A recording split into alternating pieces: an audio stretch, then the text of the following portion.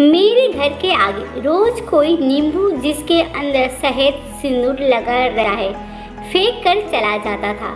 मैं इन सारी चीज़ों को नहीं मानता और मुझे कोई फर्क नहीं पड़ता था। सुबह घर में झाड़ू लगाते वक्त जब बाहर के गेट को खोलकर मेरी पत्नी कूड़ा बाहर कूड़ेदान में डालने जाती है तो मुख्य द्वार पर ठीक सामने रोज उसे वो नींबू दिखता जिसे कि वो हाथ भी नहीं लगाती।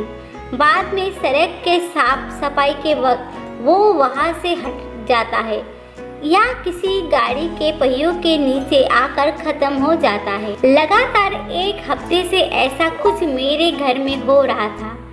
मेरी पत्नी बहुत परेशान हो चुकी थी और रोज मुझसे इस बात के लिए बहस करती थी कि पता करो ये सब कौन कर रहा है। पर मैं उसे सिर्फ यही कहता था ये सब काला जादू वगैरह कुछ नहीं होता, सब मन का वहम होता है। अगर ऐसा होने लगे तो हर कोई दुनिया को अपनी मुट्ठी में कर ले।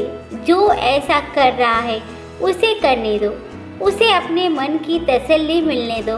हमारा कुछ नहीं बिगड़ने वाला होगा, वही जो प्रभु चाहेंगे। लेकिन मेरी पत्नी को कितना भी समझा लो वो इन सारी दकियानुस बातों को मानती थी। उसने जिद पकड़ ली कि अब तो उसे पता करना है कि ये सब कौन कर रहा है, नहीं तो वो हमारे घर में कुछ अनर्थ हो जाए। इन सब पर यकीन ना होते हुए भी पत्नी की जिद के आगे मुझे झुकना पड़ा और मैंने अगले दिन अपने घर के हॉल के बाहर सीसीटीवी कैमरा इंस्टॉल करवा दी जो कि सड़क तक की रिकॉर्डिंग आराम से कर सकता था। किसी पड़ोसी को खबर नहीं लगने दी कि हमने कैमरा लगवाए ताकि दूध का दूध और पानी का पानी हो सके। अगले दिन सुबह फिर नींबू हमारे गेट पर था और हमने सीसीटीवी कैमरा की रिकॉर्डिंग देखी। देखकर हमारे होश उड़ गए। उस नींबू को मेरे छोटे भाई ने लाकर मेरे मुख्य द्वार के आगे रखा था। मुझे तो यकीन नहीं हो रहा था कि बगल के घर में रहने वाला मेरा छोटा भाई ऐसा कैसे कर सकता है। मुझे इन सारी चीज़ों पर कोई विश्वास नहीं था, लेकिन फिर भी आज मुझे दुख हो रहा था इस बात का कि आखिर मेरे छोटे भाई ने मेरे साथ ऐसा क्यों किया। मेरी पत्नी भी ये सब कुछ देखकर हैरान थी। हम दोनों भाइयों के बीच कभी कोई विवाद नहीं रहा था। किसी भी बात को लेकर माता पिता के गुजरने के बाद सारी संपत्ति हम दोनों ने बराबर बांटी थी और आपस में प्यार मोहब्बत से रहते थे। आज दिल टूट सा गया था। मुझे कुछ भी समझ में नहीं आया। मेरी पत्नी को गुस्सा आ रहा था और वो अपने देवर देवरानी से लड़ने के लिए जाना चाह रही थी, लेकिन मैंने उससे बोला तुम चुप रहो और अपना काम करो, मैं छोटे से बात करके देख लूँगा। पत्नी ने बोला अब बात करने वाली कोई बात नहीं है, ये बहुत बड़ी बात है। सगा भाई होकर वो ऐसा कैसे कर सकता है। मैंने किसी तरह से अपनी पत्नी को समझा बुझा कर उसे घर के कामों में व्यस्त कर दिया और अपने छोटे भाई के पास गया। भाई ने हमेशा की तरह बहुत प्यार से मुझसे बात की और अपनी पत्नी से मेरे लिए चाय बनाने को कहा।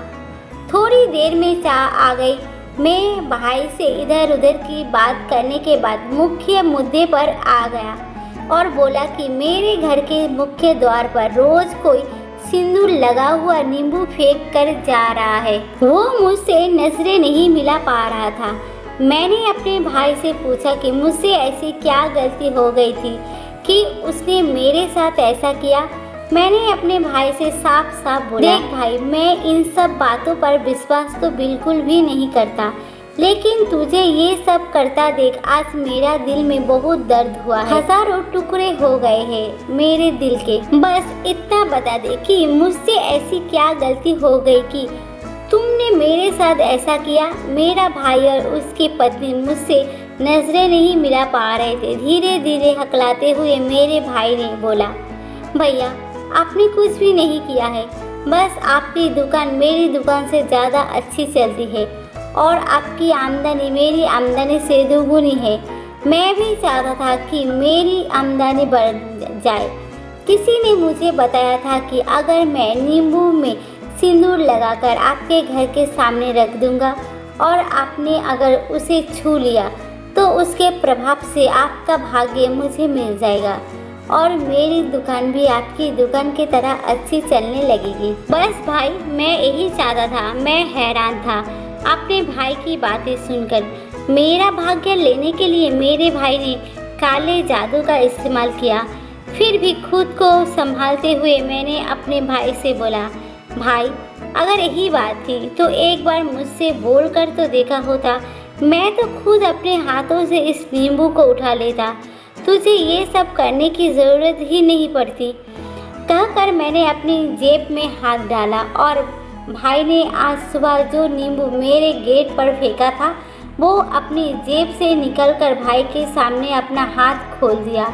भाई ने जैसे ही देखा कि मैंने वो नींबू अपने हाथों में पकड़ रखा है, वो हैरानी से मेरी ओर देखने लगा। मैंने बोला, जब मुझे पता चला कि ये सब कुछ तूने किया है, मुझे लगा ज़रूर तुझे कुछ ज़रूरत होगी जिसके वजह से तू ये सब कुछ कर रहा है, तो मुझे तो तेरे लिए इसे छूना ही होगा।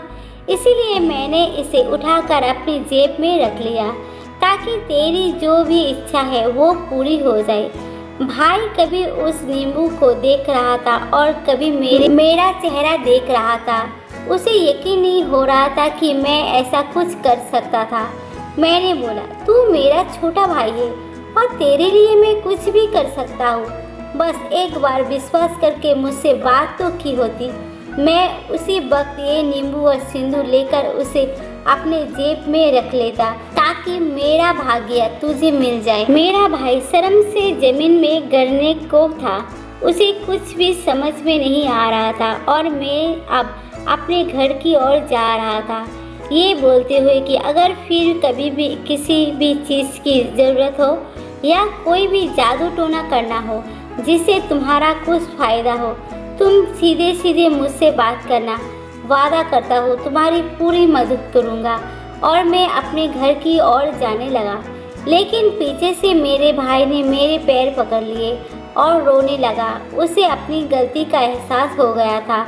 वो बोल रहा था, भाई मैं तो सच में आपसे ज़्यादा भाग्यशाली हूँ जो मुझे आपके जैसा बड़ा भाई मिला है। मुझसे अधिक भाग्यशाली दुनिया में और कौन होगा। मैंने अपने भाई को उठाकर गले से लगा लिया और भाई ने मेरे हाथों से वो नींबू लेकर डस्टबिन में फेंक दिया। तो दोस्तों, मेरी कहानी अगर आपको पसंद आती हो तो नीचे एक कमेंट ज़रूर कर देना। धन्यवाद।